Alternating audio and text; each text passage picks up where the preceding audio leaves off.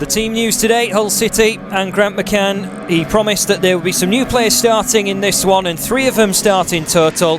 Richie Smallwood, Josh Emanuel and Greg Docherty come into the team. The midfield is completed with the returning George Honeyman to the ground where his career begun. No new faces in the front line, with Malik Wilkes and Martin Samuelson operating wide. Tom Eaves, back in League One, should find more goals. He netted here as a Gillingham man a couple of seasons ago, whilst Brandon Fleming is back in black and amber, having been out on loan at this division for Bolton last season. Rhys Burke, Jordi Device and Matt Ingram complete the lineup. Only the goalkeeper Ingram and Brandon Fleming started Hull's last EFL Cup tie.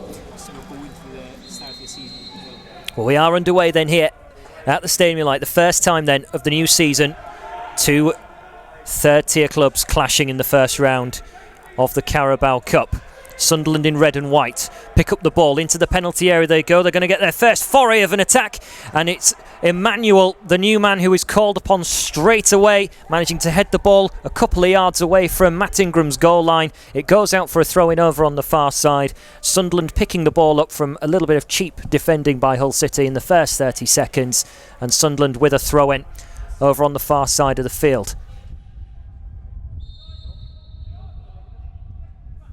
Sunderland float the free kick to the left side of the penalty area. Tom Eaves went to make a challenge, and it will drop behind, out of play, just for a corner kick for Sunderland. They didn't get much more, didn't really get the opportunity to have an attack at goal, as Sunderland have the first opportunity from a corner. In it comes. Ingram can't get there, and Sunderland put it across the goal line into the back of the net. However, the referee has spotted a foul, so Hull City's blush is spared within the first couple of minutes, and there's a few cobwebs that need shaking off by the looks of things. Well, it was just, look, Will Grigg started on the goalkeeper, and I think he's holding him. That's what happened in the end. Ingram, he got fouled, but at the same time, when you have set pieces, you have to defend them well. You know, a team like Sunderland will look to try and score from them, and that's twice.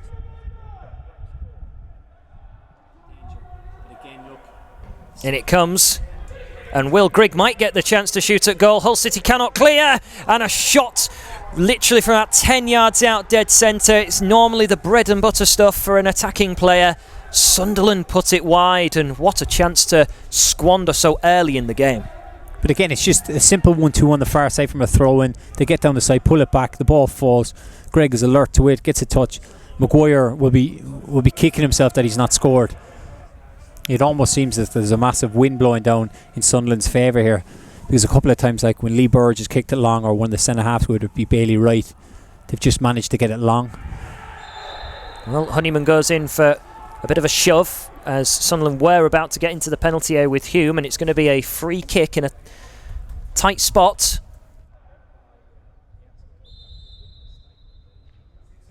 Floated ball towards the back post, and a good save from Ingram with his left leg, managing to get something on it to stop it heading into the back of the net. Good connection from Sunderland. The ball will return into the box. Too much power on it and not enough curve. Doesn't find anyone. It drops out of play.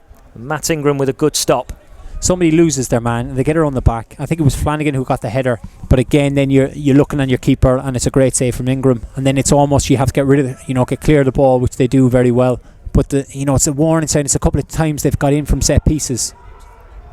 Well won by Smallwood. Drops into the path of a Sunderland man. It was Chris Maguire, and then Sunderland look for a free kick, and they don't get one. So Hull City now with the opportunity to maybe counter away with Docherty, who has got a little bit of pace in his legs.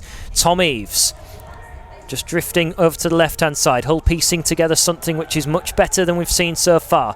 Docherty swings the ball in from the left-hand side, headed away by Sunderland. Now a little header from Emmanuel.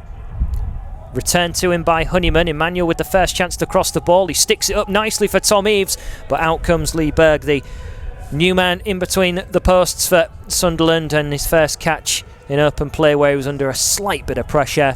Didn't really faze him, but that was much better play from Hull City, better construction in the build-up. No, it was, and it started with Doherty getting forward, bringing the ball, but also retaining it in a key area. Sunderland have got their own ideas though. Into the penalty area, lovely ball played across, an inviting ball right into the 6-yard box. I think it was O'Brien who stretched his leg out trying to turn it home, and the ball had a little bit too much pace on it. He certainly didn't do anything wrong. The ball just surpassed him, and if there'd been any sort of connection, you would have banked on Sunderland being 1-0 up there, and Ingram can maybe just breathe a sigh of relief because his defence let him down. No, definitely. I think Reece Burke got caught wrong side there, and Will Gregg was able to get down the side, and he just puts a lovely cross, albeit he hit it a bit too hard. But O'Brien's in the right area for a tap in. It's just, lucky for us that he was watching. It was just overhit and he couldn't get a touch on it, because it should be a banker of a goal. Jordi Device with the ball at his feet on the left hand side, just stepping away from the penalty area into the path of Doherty, who this time is the one dropping in between the two centre halves. Back to Ingram, who now sends it over to the right hand side for Reece Burke, who wants to try and set himself on his way forward. Slide tackle comes in from Sunderland. Samuelson tries to repair the damage. O'Brien clean through on goal, right side of the penalty area, but he's pulled it too much to the left hand side, and you would have banked on him to score. Well, he should have hit the target, but I'm not sure if he's a prolific goal scorer. I've been fortunate enough to play with him with Ireland, but at the same time there, I was very impressed with Jordi Device there. If Tommy's had been playing, he would have knocked that ball long, and they worked it back across. It was just Reece Burke had come inside. That was his moment to let the ball off. He had the opportunity to play it out to Brandon Flanagan, and he hesitated, and it gets intercepted. But then Brandon's out wide, and there's a massive space for O'Brien to get in. As Sunderland try and play it down the left hand side, Reece Burke's header. Now Honeyman. He has got the opportunity to just dink it over the top. Wilkes, man in the middle is Samuelson. Wilkes has held on to it for too long. Honeyman will now regather. Quick look to see what's available in the box, and the header comes in from Samuelson. In the end, a simple catch, and like you say, David, there is a clash of heads. Much better that. Ball down the side. George has picked up a good ball. Rather, he took his time. He's picked out Willock. It's just frustrating, to watch that. Willock, if he gets that out of his feet and he plays it through, they have an overload inside, and that's where it comes down to. The clever players playing the right passes at the right times to create for their teams. And if he gets that out of his feet, he comes inside, and as you said there in commentary, took too long to release the ball. Slowly making their way towards the penalty area with Hume out wide, who digs out across, aiming towards the back post. Header comes in into the ground, straight into Ingram's gloves after that. Nothing really too troubling, but again, Hull City a little bit too eager to get the ball forward. Ingram cannons it away, and it went straight out of play for a throw-in. Yeah, you can see what Ingram's trying to do. He's trying to put it in behind, to get Malik running onto the ball, but take your time.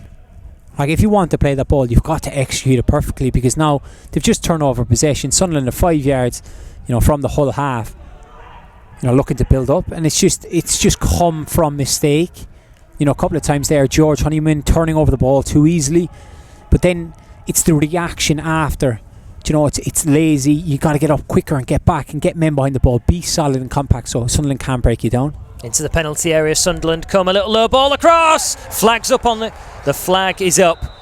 Sunderland had the ball in the back of the net. It's a good job that linesman's warmed up anyway, because that flag went straight up. He's had a little bit of time to get up and down that half this time, but an overstepping of the mark by the Sunderland striker, and Hull City are not behind after 68 minutes, and Sunderland did have the ball in the back of the net, but an overstepping of the mark keeps the scoreline at 0-0. Burke and Jordi Device up inside the penalty area. Honeyman swings it in, it looks good, but it's just wide. It came off a Sunderland man. Corner kick. It's a fantastic ball in a great area. It's just about to bounce in and around the keeper, and I think it was Jordy Willis who's flicked it on out for a corner, but it's a terrific delivery. Well, Fleming has jogged across to take this one. A few options to aim at inside the penalty area. Towards that back post, there's Jordi Device, and that's a foul. Well, it did look like a penalty. Jordi Device protests immediately. There was a few protests on the pitch as well. Albeit it would be a soft penalty. It would be a soft penalty. But at the same time, Jordy Weiss has done so well to beat his man, get around the other side of him. It's a good ball. He's in a good area. He's got a free header. He gets nudged in the back all right. And George Honeyman has another opportunity to sink his former employers on his return to the Stadium of Light for the first time. Right-footed cross. And it swings. And Lee Burge will come out and collect well. Wants to get it away. It's a good foul, lad. It's a very good foul. Because Lyndon Gucci made a great burst forward. And we've seen there during the opening game, the times that Burge has kicked the ball, he has got a long kick.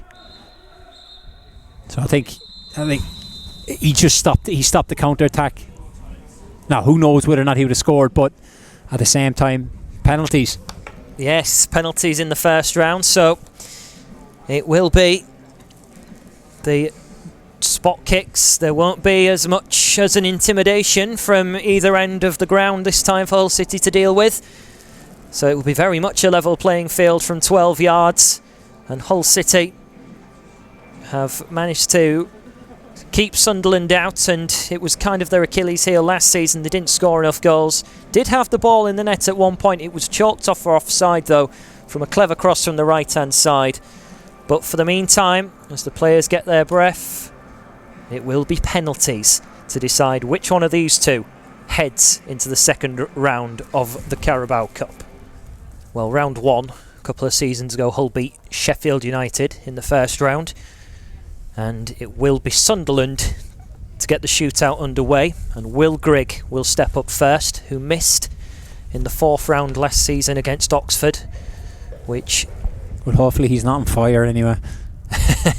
Let's see what he can do then. Confident run up, but saved by Matt Ingram. Perfect start for Hull City. And Will Grigg's woes continue from 12 yards. I think they call that the curse of the commentator, don't they? Last penalty shootout he was involved in was the playoff semi-final with Grant McCann's Doncaster against Charlton Athletic. And it's a long run-up from Malik Wilkes, and it's a confident penalty into the right-hand side. Nah, he just took his time. Bit of a funny run-up, but he's waited for Lee Burge to move, and he's just rolled it into the right-hand bottom corner. So can Sunderland, with their captain Max Power, give themselves the opportunity? He did score in that match against Oxford, and he slams it into the right-hand corner. Hull City in the lead with the second spot kick. He can. It's a great penalty. Into the bottom left corner, struck with pace. The keeper's got no chance really. Sunderland with their third penalty. And in the end, it does find the back of the net. Matt Ingram slumping to his right-hand side. And again, it's a slower run-up. And Samuelson with a punch of the fist into the left-hand corner. Keeper guessed right. He's guessed right on two occasions. And he's been close to the ball, but the power and the accuracy has seen the ball hit the back of the net. Gooch makes it 3-3. That's the penalty of the lot so far. It'll open up the side foot, sticking in the top corner. Ingram doesn't have much of a chance with that at all. A short run up, and he has put it into the back of the net. It's very interesting to note that the last three penalty takers have all gone bottom left corner. It's almost as if the goalkeeping coach has spotted something, or the players themselves have spotted something, because they've all struck them well.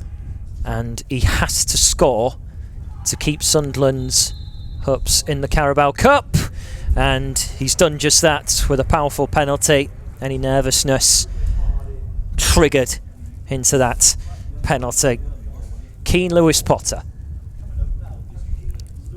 here he comes with the opportunity as he places the ball down to send Hull City into round two with a clean sweep of penalties scored, and that is exactly what he does. It is a 5-4 win on penalties for Hull City. They head into round two. Sunderland are out, and Hull City keeping calm and composed in a very strange penalty shootout atmosphere, and they have got the better of Sunderland, whose only penalty miss came from Will Grigg.